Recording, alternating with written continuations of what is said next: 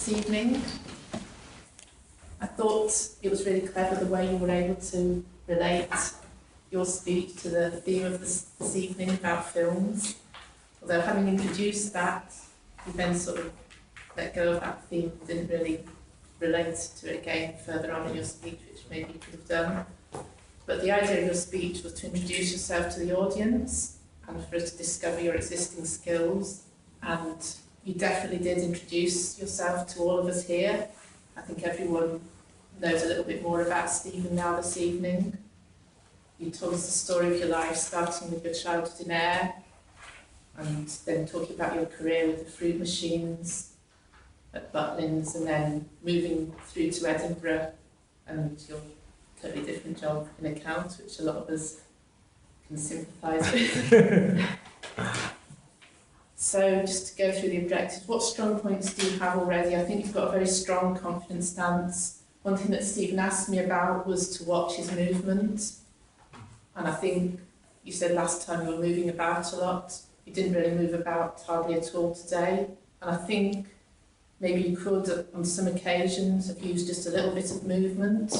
You know, not a lot, but maybe talking about the Mickey Mouse with a big head, you could have maybe moved to the side to say this is me being Mickey Mouse. But I thought your use of gestures today was very good. The big head, obviously, then the tunnel vision. And those are the things that can really help us to get an image of what you're talking about. Did you talk clearly and audibly? Very much so. I could hear you very well, and I think I was sitting fairly near the back. Did your speech reflect adequate preparation? Very definitely. It was quite clear that you'd spent a bit of time preparing the speech.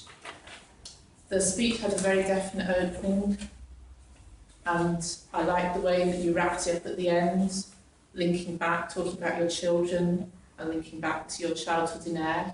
So I thought that was very clever. Suggestions for improvement.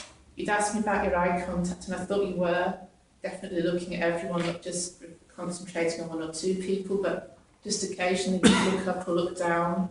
If you keep looking at the audience, then you'll keep that contact with them and you'll keep that relationship with them.